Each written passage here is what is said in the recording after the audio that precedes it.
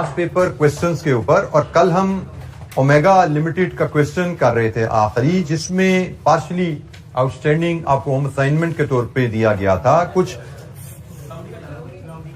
Cloudy, sorry जी ये date गलत दिखी हुई, हाँ जी क्लाउडी हम कर रहे थे, इसको कंप्लीट किया था। क्लाउडी हमने कल कंप्लीट किया था, मैंने मार्क नहीं किया इसलिए वो सबमिट हो गया।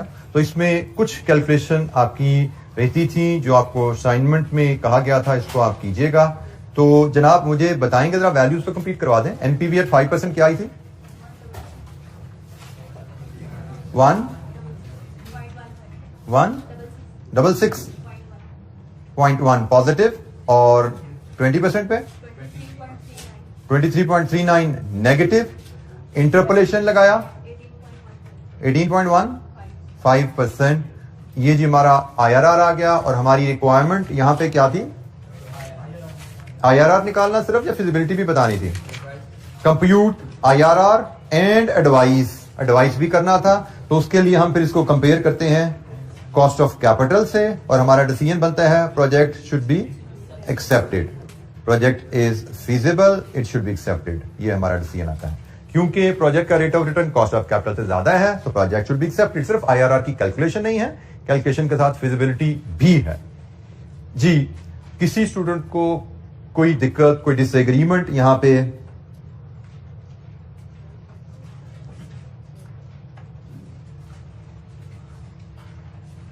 ये दो एनपीवी से आप अपने आंसर को मैच कर सकते हैं, और ये आईआरआर की कैलकुलेशन और ये डिसीजन, ये 1 2 3 4 पॉइंट्स हैं जो आपको मैच करने हैं अपनी कैलकुलेशन से। And if you are satisfied then we can move forward.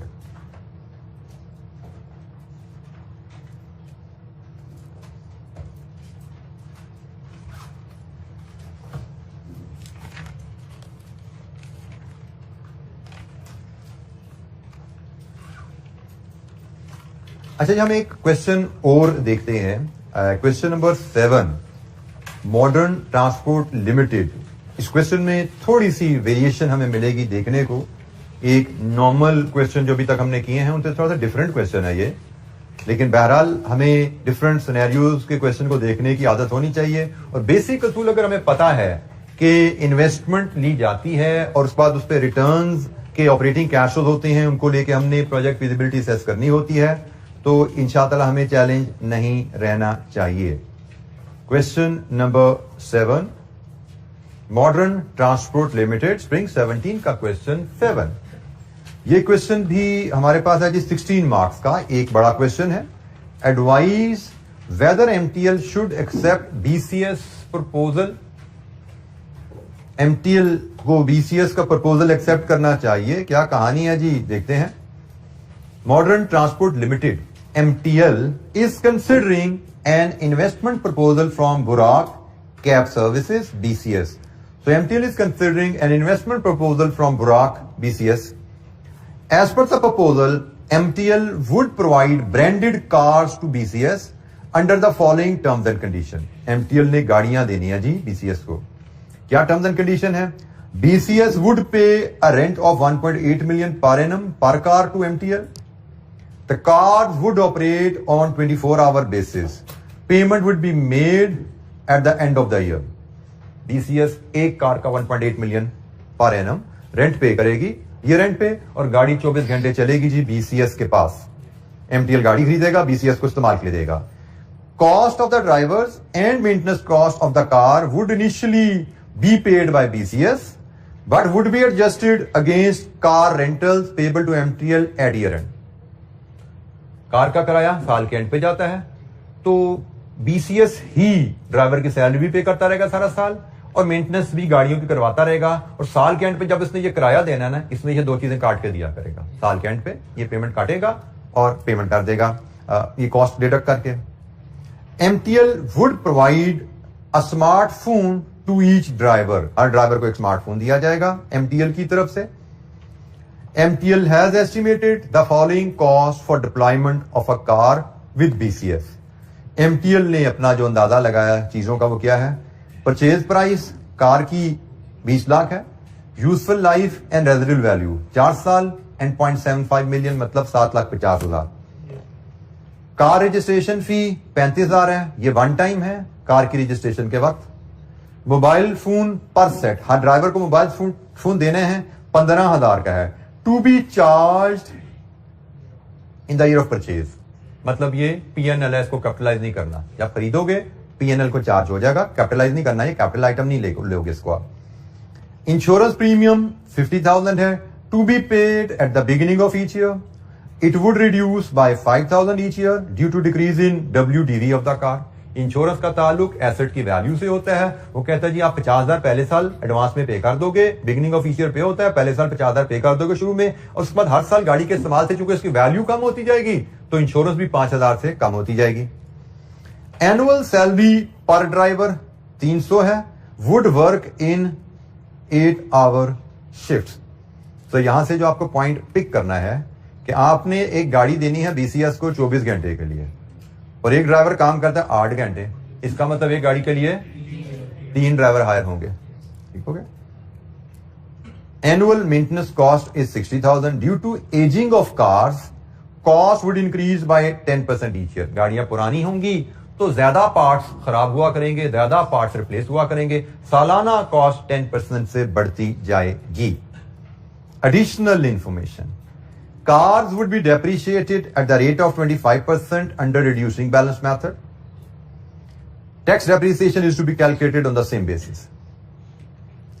Applicable tax rate is 30% and tax payable in the year in which liability arises, मतलब same year में taxes pay होते हैं।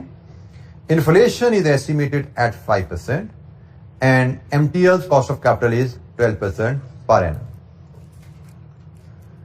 Advise MTL whether MTL should accept BCS proposal or not. Rent भी बता दिया कितनी हमें सालाना आएगी और गाड़ी खरीदेंगे कितनी, और गाड़ी के खरीदने के बाद उसके बाद फर्दर कॉस्ट कितनी है, सब कुछ हमें बता दिया है। तो हमें एवेल्युएट करना है क्या ये रेंटल प्रपोजल फीजिबल है MTL के लिए या नहीं। तो प्रॉपर इन्वेस्टमेंट फिजिबिलिटी है, गाड़ी खरीद के रेंट पे देना, रेंट पे देंगे तो रेंटल इनकम आएगी, रेंट पे देंगे तो उसके खर्चे भी होंगे। तो गाड़ी खरीदनी है, रेंट पे देनी है, ऑपरेटिंग कैश फ्लोज आ जाएंगे, उसी तरह में इनिशियल इन्वेस्टमेंट होगी, ऑपरेटिंग कैश फ्लोज होंगे, टैक्सेस होंगी, वही चीजें हैं जो हम करते हैं। बट फर्क क्या है, कोई चीज बना के बेच नहीं रहे, हम एक गाड़ी खरीद के किराए पे दे रहे हैं। इन्वेस्टमेंट्स भी है, ऑपरेटिंग कैश फ्लोज भी है, टैक्सेस भी है, वही 3 हेड्स हैं, उन्हीं 3 हेड्स में चीजों का मैनेज करेंगे। लेकिन क्वेश्चन में जब इन्फ्लेशन आ जाए, पहला फैसला, क्या हमें हर वैल्यू को इन्फ्लेट करने की जरूरत है? आंसर इज यस, क्योंकि कंपनी टैक्सेस पे कर रही है। तो जब कंपनी टैक्सेस पे करती है तो हम तमाम कैश फ्लो को इन्फ्लेट करते हैं, दिस इज आवर गाइडलाइन। ठीक है जी।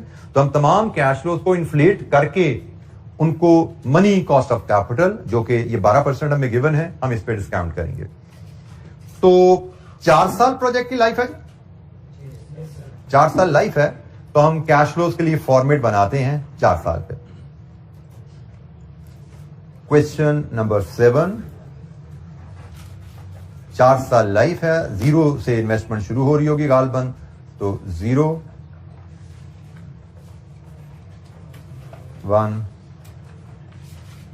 2, 3 and 4.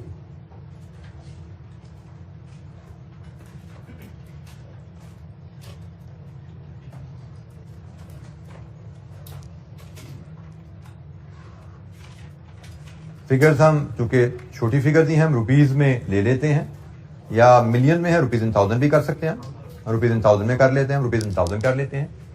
तो हमारी जो आइटम्स हैं, एक इनिशियल कैपिटल इन्वेस्टमेंट है, then net operating cash flows हैं और टैक्सेशन है। हमारी कैश फ्लोज इन्हीं कैटेगरीज में क्लासिफाई होती हैं, या वो कैपिटल एसेट के कैश फ्लोज होंगे, या वो वर्किंग कैपिटल के कैश फ्लोज भी हो सकते हैं, और तीसरी आइटम होती है ऑपरेटिंग कैश फ्लोज। तो हमें इन्हीं 3 कैटेगरीज में कैश फ्लोज को क्लब करके चलना है। जैसे इस केस में कार को खरीदना और इसकी रजिस्ट्रेशन, ये दोनों कैपिटल कैश फ्लोज हैं, ऐसे ये। तो हमारी कैपिटल इन्वेस्टमेंट जो हमें नजर आ रही है वो 2 मिलियन की गाड़ी है और 35,000 उसके रजिस्ट्रेशन चार्जेस हैं। ये आपकी कैपिटल इन्वेस्टमेंट है, और इसी से रिलेटेड उसने हमें बताया हुआ है ये गाड़ी आप 4 साल बाद 750 की बेचोगे, तो ये रेजिडुअल वैल्यू भी उसकी ले ली हमने। नेट ऑपरेटिंग कैश फ्लोज हमने हमेशा सीखा हुआ है, हम वर्किंग से डील करते हैं और टैक्सेशन भी हम वर्किंग, उसी एक्सटेंडेड वर्किंग से ऑपरेटिंग कैश फ्लोज की वर्किंग को एक्सटेंड करते हैं, वहीं से निकाल के लाते हैं। यहां पे हम टोटल नेट कैश फ्लोज लाएंगे और हमसे कहा गया है advise whether the proposal should be accepted और नॉट। मेथड नहीं बताया गया किस मेथड से एवेल्युएट करें, हमें तो कई मेथड आते हैं ना, तो जब क्वेश्चन साइलेंट होगा तो बेस्ट मेथड एनपीवी। तो एनपीवी मेथड में नेट कैश फ्लोज को कॉस्ट ऑफ कैपिटल पे डिस्काउंट करते हैं, प्रेजेंट वैल्यू और नेट प्रेजेंट वैल्यू, ये जी हमारी कैलकुलेशन होने जा रही है। नेट ऑपरेटिंग कैश फ्लोज के लिए वर्किंग 1 बनानी है, टैक्सेशन के लिए वर्किंग इसी को एक्सटेंड करेंगे, नेट कैश फ्लो से प्रॉफिट्स और प्रॉफिट से टैक्सेस, और फिर हम कंप्लीट कर पाएंगे सवाल को बड़ी आसानी से। नेट ऑपरेटिंग कैश फ्लोज पे हम जाते हैं, तो हमारे ऑपरेटिंग कैश फ्लो में क्या क्या आइटम आ रही है, मैं जरा पहले वो तो रिकॉल करूं। मोबाइल फोन भी ऑपरेटिंग है क्योंकि उसने कहा पीएनएल में चार्ज करना है, द कॉस्ट चार्ज करना है, वो भी ऑपरेटिंग है। इंश्योरेंस वो भी ऑपरेटिंग कॉस्ट है, एनुअल सैलरीज, एनुअल मेंटेनेंस, ये सारी ऑपरेटिंग कॉस्ट है, और रेंटल ऑपरेटिंग इनकम है।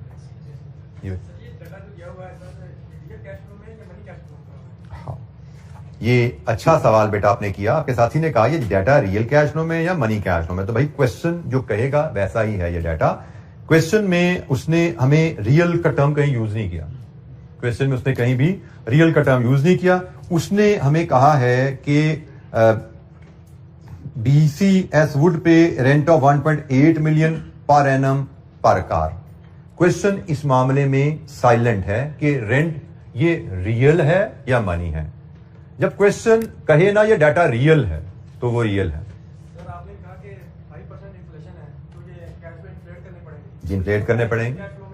जी बेटा मैं इसी पे आ रहा था, अगर तो वो कहे ना ये 1.8 मिलियन रियल है, अगर कहे 1.8 मिलियन रियल है तो ईयर 1 का रेंटल होगा 1.8 मिलियन इंटू 1.05, ये ईयर 1 का रेंटल होगा। लेकिन क्या उसने में बताया ये 1.8 रियल है? नहीं, ये रेंटल पे भी चीज एप्लीकेबल है, ये चीज कॉस्ट पे भी एप्लीकेबल है। सैलरीज क्या उसने बताया ये सैलरी रियल है? नहीं बताया। अगर तो वो कहता रियल है तो हम पहले साल की कॉस्ट पे ही, पहले साल की इनकम पे इन्फ्लेशन लगा देते। जब वो नहीं बताता तो हम फिर पहले साल पे इन्फ्लेशन नहीं लगाते, आगे से इन्फ्लेशन लगानी शुरू करेंगे ईयर 2 में। फिर ईयर 2 में जो वैल्यू आएगी, ईयर 2 की जो वैल्यू होगी वो होगी आपकी 18 लाख इंटू 1.05। ईयर 1 की वैल्यू 18 लाख की समझी जाएगी, क्योंकि उसने हमें ये नहीं बताया ये रियल है। जब उसने ये कहा हमें ये नहीं बताया ये रियल है तो हम इसको समझते हैं ये ईयर 1 की वैल्यू है।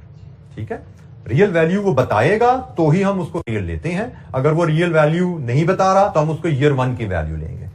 आगे तो इन्फ्लेशन डलनी ही डलनी है, इन्फ्लेशन तो आनी है, लेकिन कहां से शुरू होनी है? अगर रियल वैल्यू है तो 1 से ही शुरू हो जाती है, अगर रियल वैल्यू नहीं है तो इसका मतलब वो ईयर 1 की वैल्यू समझी जाएगी, इन्फ्लेशन फिर अगले साल से शुरू होगी। जी, तो ये जनाब हमने ये भी इस चीज को क्लियर कर लिया। अब हम ऑपरेटिंग कैश फ्लोज की तरफ आते हैं, अब हम ऑपरेटिंग कैश फ्लोज की तरफ आते हैं और वर्किंग 1। यहां पे वैसे तो हमारा कारोबार चलना है 4 साल, 1 से लेके 4 तक जाते हैं 4 साल, लेकिन हम देख रहे हैं कुछ कॉस्ट हमारी एडवांस में पे होनी है, जैसे इंश्योरेंस तो नजर आ रहा है एडवांस में जा रही है, तो इसका मतलब बेशक कारोबार 4 साल चलना है, लेकिन कारोबार के खर्चों की पेमेंटें 0 से ही शुरू होने वाली हैं। ऐसा ही है, तो खर्चों की पेमेंटें हमारी 0 से ही शुरू होने वाली हैं। तो हम पहले लिस्ट आइटम्स की बनाएं। तो जैसे भी मैंने डिस्कशन करते हुए आपसे शेयर किया, एक तो रेंटल इनकम है, फिर एक मोबाइल फोन्स हैं, फिर इंश्योरेंस है, सैलरीज हैं, मेंटेनेंस है,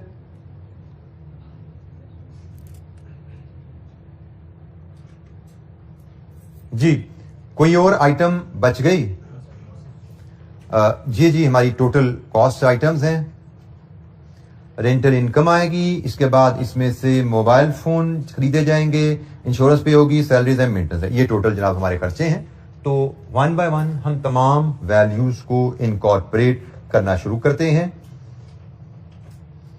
रेंटल इनकम, तो उसने कहा पहली रेंटल इनकम पहले साल के एंड पे आएगी, तो रुपीज इन 1000 में ही लेके चलते हैं जी।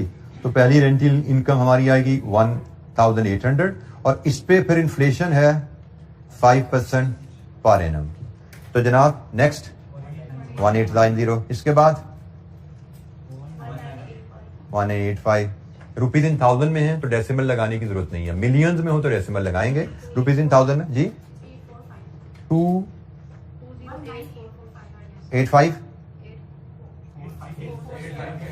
845 राउंड ऑफ करेंगे ना, 2485 248 2084 ठीक होगा जी, राउंड ऑफ करके हम लिखेंगे। तो ये जनाब हमारी रेंटल इनकम आ गई। मोबाइल सेट उसने कहा जी 15,000 का एक सेट आता है और हमने ड्राइवर्स को देना है। तो इसका मतलब हमें एक गाड़ी का हिसाब लगा रहे हैं, एक गाड़ी के 3 ड्राइवर्स हैं और 3 ड्राइवर्स को हम फिर 3 सेट देंगे ना, और ये सेट 45,000 के बनेंगे। कब देंगे? आज देंगे या साल बाद देंगे? आज ही देंगे जी। आज गाड़ियां दे रहे हैं तो ड्राइवर्स के हाथ में फोन दे के ही भेजेंगे ना। आज हम उनको ये फोन खरीद के देंगे। इंश्योरेंस के बारे में भी उसने कहा जी एडवांस में पे करनी है, पहले साल की 50,000 है और इसके बाद हर साल 5,000 से कम होती जाएगी। WDV में कमी की वजह से हर साल ये कम होती जाएगी। ये पहले साल की इंश्योरेंस, दूसरा, तीसरा, चौथा साल, 4 साल पूरे हो गए। 4 साल ही लाइफ है ना आपकी, तो यहां पे कोई इंश्योरेंस पे नहीं करनी है आपने, 4 साल पूरे हो गए आपके।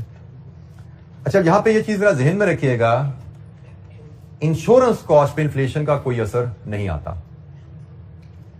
बिजली का बिल है ना, महंगाई होगी बढ़ जाएगा। पेट्रोल है, महंगाई होगी महंगा हो जाएगा। कोई मटेरियल है, लकड़ी खरीदते हो, महंगाई होगी महंगा हो जाएगा। जस्ट लाइक बिजली, पेट्रोल, मटेरियल, इंश्योरेंस भी कॉस्ट है, बट इसका ताल्लुक एसेट की कॉस्ट वैल्यू से होता है और एसेट तो आपने जीरो में बाय कर लिया है। इसका ताल्लुक तो एसेट की कॉस्ट से, और फिर उसके बाद डेप्रिसिएशन, उसकी वैल्यू कम हो रही है, उसमें इन्फ्लेशन असरअंदाज नहीं होती। इन्फ्लेशन तो उस अमाउंट पे असरअंदाज होगी जो फ्यूचर में आप स्पेंड करो। तो एसेट तो आपने जीरो में खरीद लिया है और इंश्योरेंस तो जीरो में जो आपने अमाउंट स्पेंड की है उसकी वैल्यू पे डिपेंडेंट है। इंश्योरेंस का ताल्लुक जीरो में जो आपने एसेट खरीदा है उसकी वैल्यू से है। इन्फ्लेशन तो फ्यूचर में स्पेंडिंग को इफेक्ट करती है। तो जनाब इंश्योरेंस पे इन्फ्लेशन का कोई असर नहीं आता। सैलरीज उसने कहा कि पर ड्राइवर 3 लाख हैं, तो हमने तो लेने हैं 3 ड्राइवर, तो 3 लाख इंटू 3 पहले साल होगी जी वो कॉस्ट 9 लाख और उसके बाद आएगी इन्फ्लेशन 5% पर एनम की 945 9 993 992 4 2।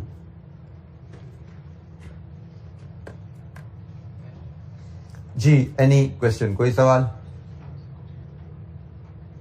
अब आ जाइए मेंटेनेंस कॉस्ट पे। हमें कहा गया जी मेंटेनेंस कॉस्ट पहले साल होगी 60,000, इसके बाद इसमें 10% इजाफा आएगा एजिंग की वजह से। एजिंग का मतलब गाड़ी के पार्ट्स की एक्सपायरी बढ़नी शुरू हो जाएगी, मोर पार्ट्स विल रिक्वायर रिप्लेसमेंट, तो 10% तो इजाफा एजिंग की वजह से आना है, 5% इन्फ्लेशन की वजह से भी तो आएगा। अगर एजिंग ना भी होती तो 60,000 से 5% ने तो कॉस्ट ने बढ़ना ही था ना, तो एजिंग की वजह से 10% मजीद बढ़ेगी। तो हमारी यहां पे फिर मेंटेनेंस कॉस्ट की मैं वर्किंग शुरू करूंगा। लास्ट ईयर की कॉस्ट में 10% एजिंग का इजाफा और 5% इन्फ्लेशन का इजाफा।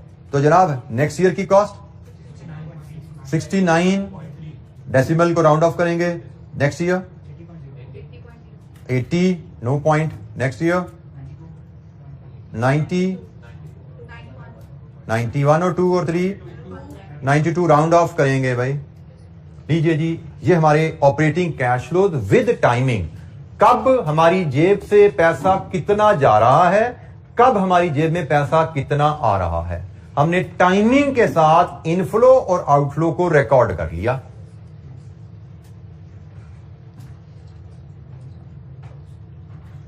अच्छा जी, यहां पे अब हम एक टोटल ले लेते हैं। Net operating cash flows 95 negative, 7 95, 836, 878,950। लीजिए जी, ये हमारे पास नेट ऑपरेटिंग कैश फ्लोज की फिगर आ गई।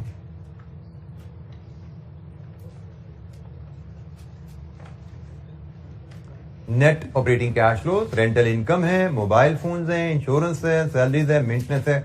कब कितनी कैश इनफ्लो और आउटफ्लो की वैल्यू है, हमने टाइम के मुताबिक टाइमलाइन के हिसाब से उसको प्लेस कर लिया। एंड और इंटरवल्स पे 0 से लेके 4 तक की वैल्यूज हैं। तो जनाब, नेट ऑपरेटिंग कैश फ्लोज की वैल्यूज को अब हम मेन आंसर शीट में अपनी एक्सटेंड कर लेते हैं। नेट ऑपरेटिंग कैश फ्लोज की वैल्यूज को मेन आंसर शीट में हम एक्सटेंड करेंगे। 0 में 95 का आउटफ्लो है, फिर 795, फिर 836, फिर 878, फिर 950। नेट ऑपरेटिंग कैश फ्लोज हमारे क्या हैं जी? एनी क्वेश्चन, कोई सवाल?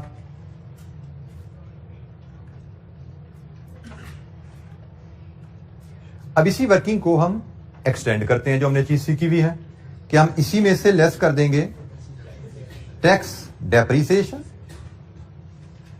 इसके लिए हम वर्किंग 1.1 बना लेंगे, हमें टैक्सेबल प्रॉफिट मिल जाएगा। और टैक्सेबल प्रॉफिट पे फिर हम कैलकुलेट कर लेंगे टैक्स। कितना टैक्स है? 30% का। अच्छा जी, यहां पे ये तो है, नॉर्मली हम ऐसे ही करते हैं, तो रूटीन में मैंने इसको लिख दिया। लेकिन एक चीज यहां पे हमें नोट करना है, वो नोट ये करना है कि ये इंश्योरेंस की बात करें, मैंने पे 0 में की है, बट इज 0 अ ईयर जिसका को प्रॉफिट लॉस डिटरमिन होता है? Answer is no. ये तो मैंने कॉस्ट है पहले साल की जो एडवांस में पे की है।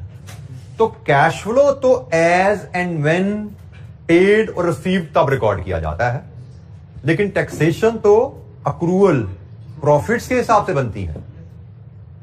अब पहले से क्या होता था, हम हर कॉस्ट को उसके साल के एंड पे कर रहे होते थे, तो ये मसला नहीं आता था। अब यहां पे एक नया मसला आया है। वो मसला क्या है कि ये इंश्योरेंस खर्चा तो है 1 का, रिफ्लेक्ट हो रहा है 0 में। ये जो इंश्योरेंस है ये खर्चा है 2 का। जब हम प्रॉफिट एंड लॉस की कैलकुलेशन की बात करें ना, तो ये 45 2 में चार्ज होना चाहिए, ऐसे ही है ना? लेकिन कैश फ्लो में 1 में रिफ्लेक्ट हो रहा है। जब हम प्रॉफिट एंड लॉस की बात करें, ये 51 में चार्ज होना चाहिए, रिफ्लेक्ट हो रहा है 0 में।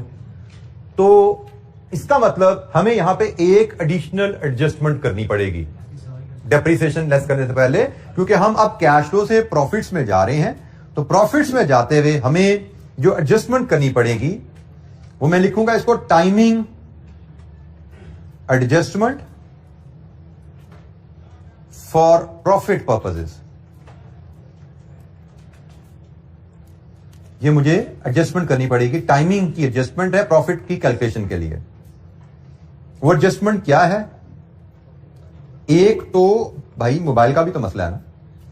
मोबाइल हमने साल के शुरू में खरीद लिए, तो साल के शुरू में है, पेमेंट हमारी जेब से 0 में गई, मैंने डाल दी।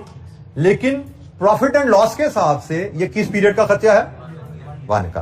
तो मुझे जो एडजस्टमेंट करनी है, एक मोबाइल की कॉस्ट एडजस्ट करनी है, मोबाइल फोन की कॉस्ट एडजस्ट करनी है। वो एडजस्टमेंट क्या है कि भाई यहां से 45 को इन करो, इधर से 45 को आउट करो, ऐसे ही हो गया।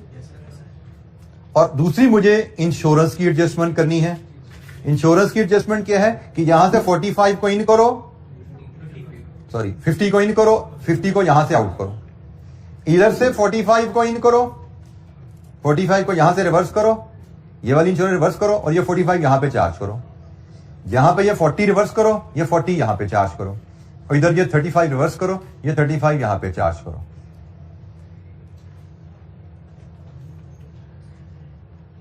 ये हमारी टाइमिंग की एडजस्टमेंट हमें करनी पड़ रही है यहां पे।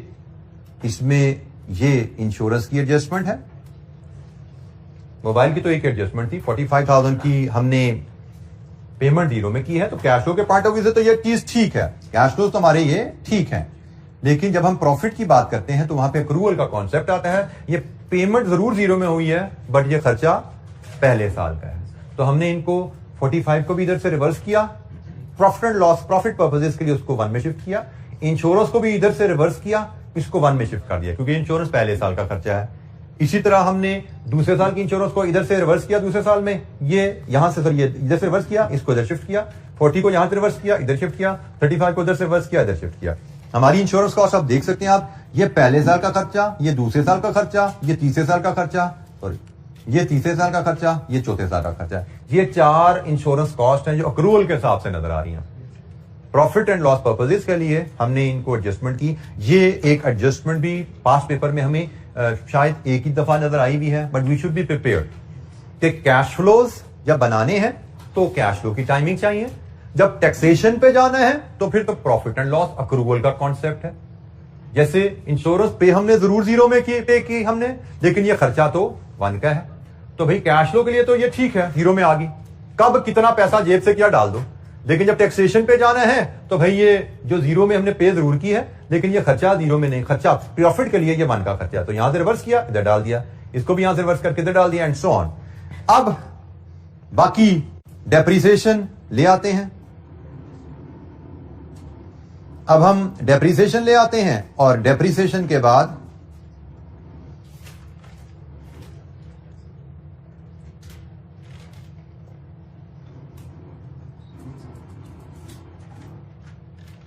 टैक्सेबल प्रॉफिट्स आ जाएंगे और फिर हम टैक्सेस कैलकुलेट कर लेंगे।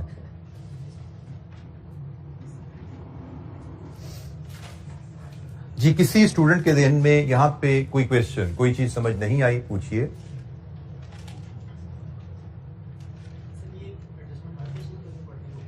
बेटा ये हम कोई चौथा 5वां सवाल कर रहे हैं, पहली दफा आइए सामने हमारे। जी बिल्कुल, वही चीज मैंने बताई। अगर आप कोई कॉस्ट एडवांस में पे करते हैं, अगर कोई कॉस्ट आप एडवांस में पे कर रहे हैं तो एडवांस का मतलब साल के शुरू में, तो पहले साल की कॉस्ट 0 में पे हो जाएगी। तो कैश फ्लो के लिहाज से तो वो ऐसे ही आनी है, ऑपरेटिंग कैश फ्लो तो यही है टाइमिंग के साथ है। लेकिन जब हम टैक्सेशन कैलकुलेट करनी है हमें, तो टैक्सेशन में तुम्हें प्रॉफिट कैलकुलेट करना है। तो कॉस्ट बेशक पे 0 में हुई है तो वो पहले साल की, तो 0 में से उसको रिवर्स करते हैं, इधर पे किया था इधर रिवर्स करो, उसको 1 में जिस साल की वहां चार्ज करो।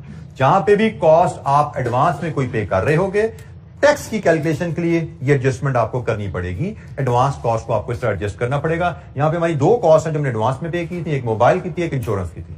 इन दोनों को हमें एडजस्ट करना पड़ा टैक्स पर्पसेस के लिए।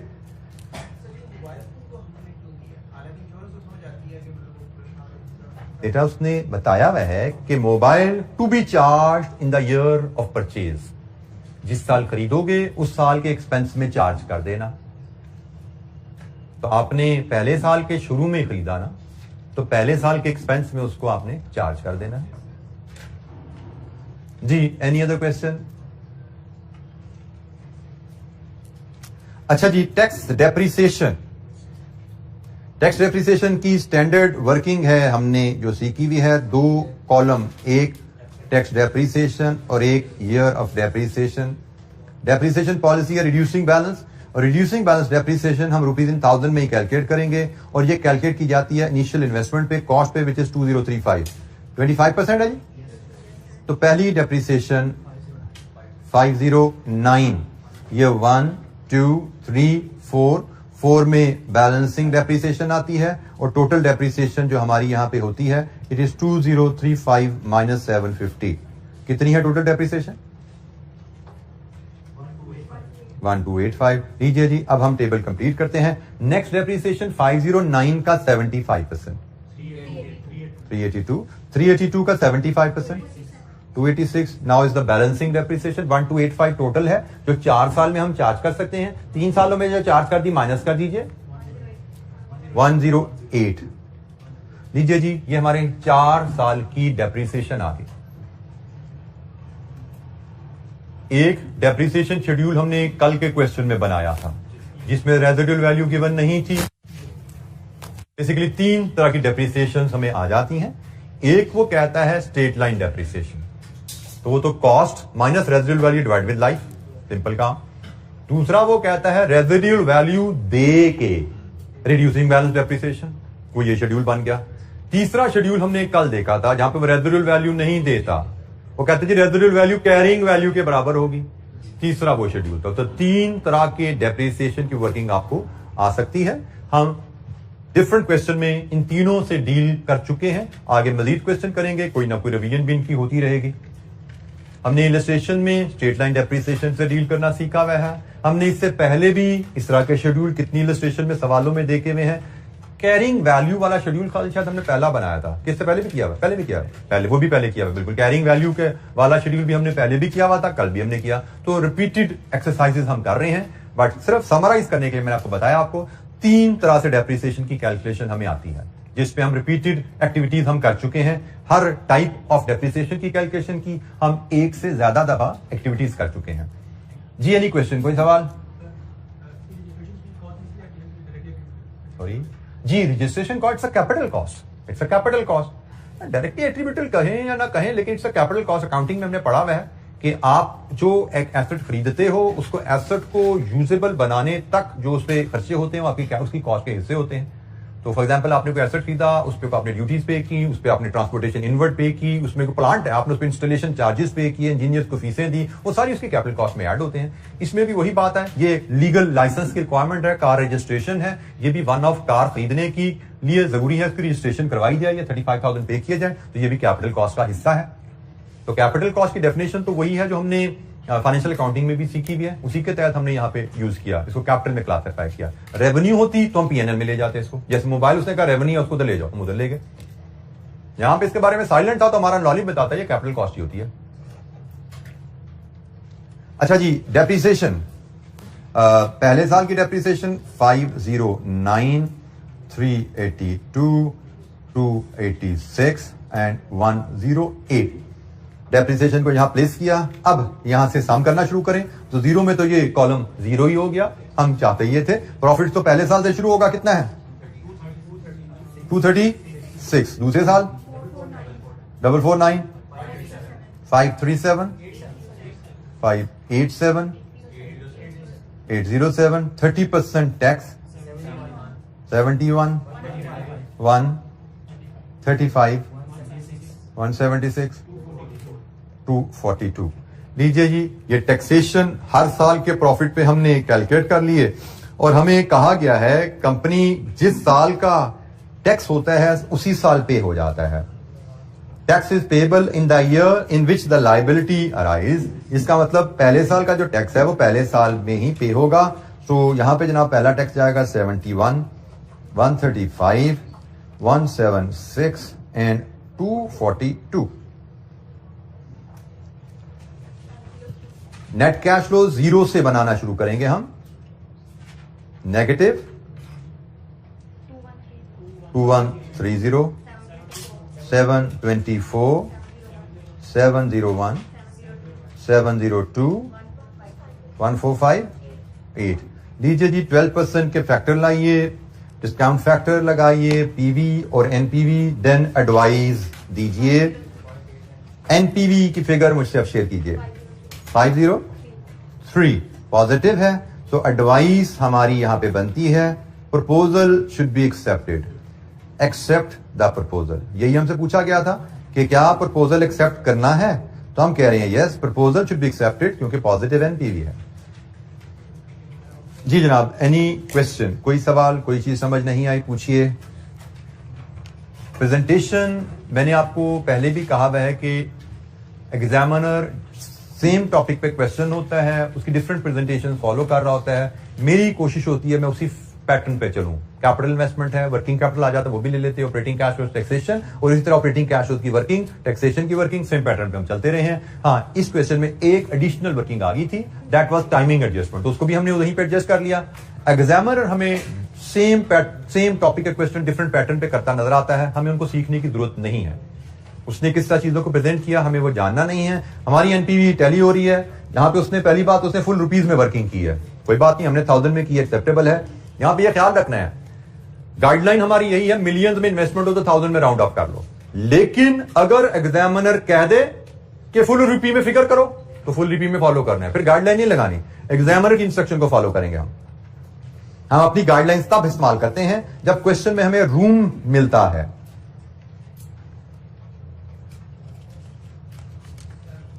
जी बेटा, जी बेटा, कहां से ये वर्किंग, इसको ना जी कोई सवाल? सर आपने कहा कि इंश्योरेंस का ताल्लुक एसेट की डब्ल्यूडीवी या कॉस्ट से होता है। डब्ल्यूडीवी भी तो कॉस्ट पे बेस होती है ना। तो आने वाले क्वेश्चनों में वो लिंक करवा सकते हैं कि insurance based on WDV of asset का 5% या कर भी सकता है। डब्ल्यूडीवी हम कैलकुलेट कर ही रहे हैं, हर साल की डब्ल्यूडीवी तो हम निकालते ही हैं, डेप्रिसिएशन शेड्यूल में निकाल ही सकते हैं, नहीं भी निकाल तो सकते हैं ना। वो आपको कह सकता है कि डब्ल्यूडीवी पे आपकी इंश्योरेंस बेस करेगी, 5% ऑफ डब्ल्यूडीवी है तो इंश्योरेंस कॉस्ट आप वहां से कैलकुलेट कर लें। ऐसा कभी उसने टेस्ट किया नहीं, ये तो कॉम्प्लेक्सिटी है, जितनी वो बढ़ाना चाहे बढ़ा दे। लेकिन मैं फिर वही कहता हूं कि अगर आप सवाल ध्यान से पढ़ रहे हो तो डब्ल्यूडीवी कैलकुलेट हम करते हैं डेप्रिसिएशन शेड्यूल में, या कर सकते हैं आसानी से। कॉस्ट माइनस डेप्रिसिएशन यही होते हैं ना डब्ल्यूडीवी। तो डब्ल्यूडीवी हम हर साल की कैलकुलेट कर सकते हैं, तो उस पर परसेंटेज लगा के इंश्योरेंस भी निकाल सकते हैं। एक एडिशनल वर्किंग हमारी ऐड हो जाएगी इंश्योरेंस एक्सपेंस की कैलकुलेशन की भी, कोई इशू नहीं है, डुएबल होती है चीजें। तो मैं जो बात आपको मैं कहता हूं, क्वेश्चन में कोई नई चीज आ जाए इसका मतलब ये नहीं कि ये इम्पॉसिबल है। नई चीज का मतलब एक लम्हा सोचो, 10-15 सेकंड लगेंगे आपको सोचने में, you will come up with the solution. करना क्या है, क्योंकि डाटा क्वेश्चन में गिवन होता है, उसी डाटा को यूज करके आपने फिगर्स वर्कआउट करनी होती हैं, तो सिर्फ आपने एक लम्हा सोचना होता है। जी जनाब, एनी क्वेश्चन, कोई सवाल?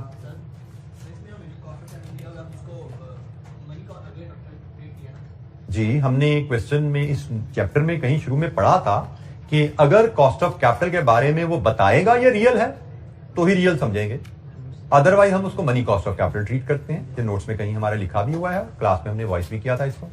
अगर वो बताए कि कॉस्ट ऑफ कैपिटल रियल है तो उसको रियल लेना, अदरवाइज मनी ही लेके चलोगे आप। जी जनाब, एनी अदर क्वेश्चन, कोई और सवाल?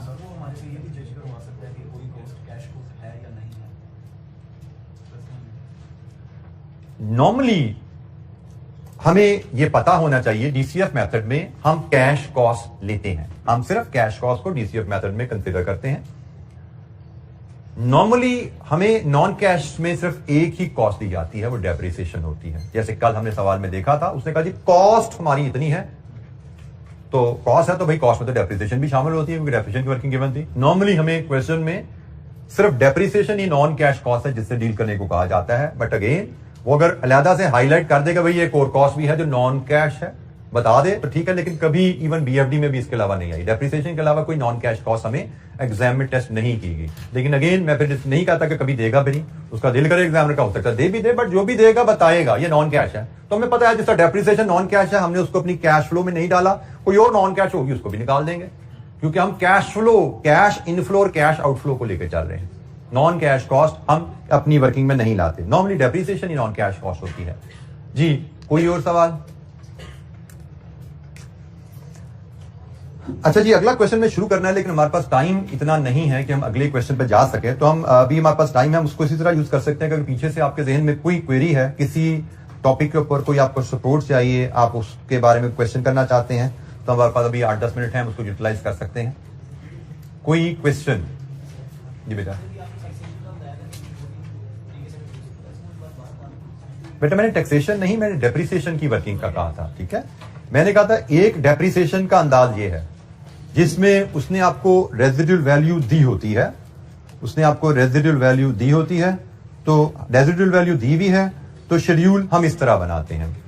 दूसरा, हमने कल एक शेड्यूल देखा था जिसमें हमें रेजिडुअल वैल्यू गिवन नहीं थी, उसने हमें कहा था कि रेजिडुअल वैल्यू कैरिंग वैल्यू के बराबर है।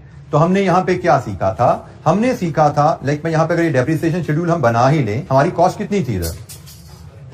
हमारी कॉस्ट यहां पे 450 मिलियन, तो 450 मिलियन हमारी कॉस्ट है और डेप्रिसिएशन थी 25%।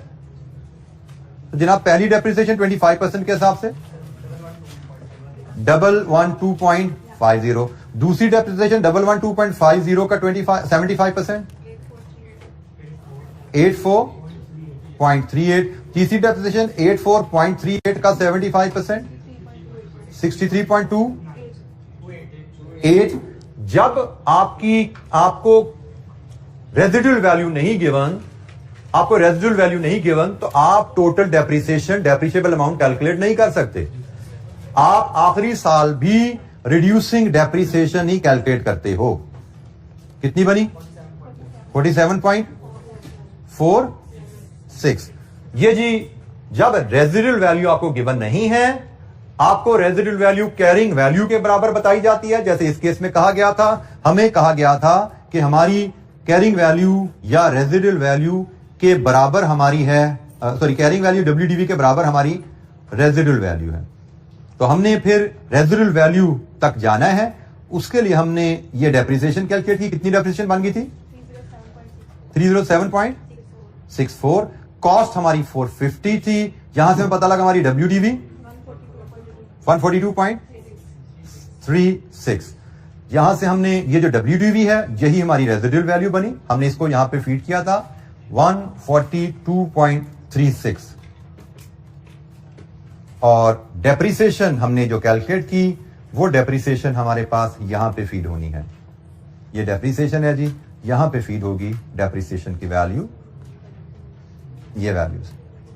ये दूसरा शेड्यूल है, ठीक है जी, कि अगर हमें रेजिडुअल वैल्यू गिवन ना हो तो फिर हम आखिरी साल भी रिड्यूसिंग डेप्रिसिएशन निकालते हैं, आखिरी साल भी रिड्यूसिंग डेप्रिसिएशन निकालते हैं और फिर WDV निकालते हैं जो कि हमारी रेजिडुअल वैल्यू इस केस में दी गई थी।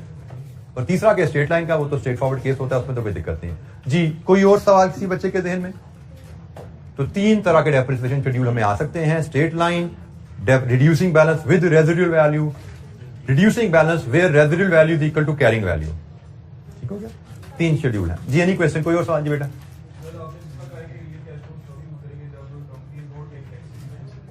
जब कंपनी टैक्सेस भी नहीं देती और इन्फ्लेशन रेट भी एक हो। नहीं, हमने कल ही सवाल किया था, उसमें 2 इन्फ्लेशन रेट थे। प्राइस मतलब हमें कल एक सवाल किया था ना जिसमें कॉस्ट राइस का लहदा था, कॉस्ट का लहदा था। एक से ज्यादा इन्फ्लेशन रेट भी हो सकते हैं। टैक्सेशन पे नहीं करती लेकिन इन्फ्लेशन रेट से ज्यादा है तो भी मनी कैश में जाएंगे। इन्फ्लेशन रेट एक है, टैक्सेशन पे करती है तो भी मनी कैश में जाएंगे। लेकिन टैक्सेशन भी पे नहीं हो रही और इन्फ्लेशन रेट भी एक है, सिर्फ एक ही सूरत है रियल कैश में जाने की जी। Any other question? अच्छा जी, आज के लिए इतना ही। बाकी इंशाअल्लाह हम नेक्स्ट वीक मिलेंगे तो अपनी डिस्कशन को, क्वेश्चंस को कैरी करेंगे। अभी हमारे कुछ मजीद क्वेश्चन रहते हैं 3, तो मे बी एटलीस्ट 2 डेज हमें और चाहिए होंगे, जिसके बाद हम फिर नेक्स्ट चैप्टर पे इंशाअल्लाह मूव कर रहे होंगे। नेक्स्ट वीक में ही नेक्स्ट चैप्टर पे हमारी डिस्कशन स्टार्ट हो जाएगी इंशाअल्लाह।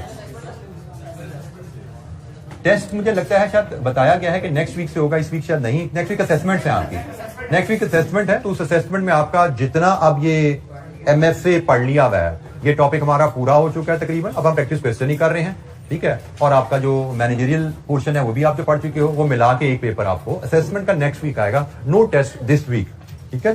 Thank you very much. अस्सलाम वालेकुम।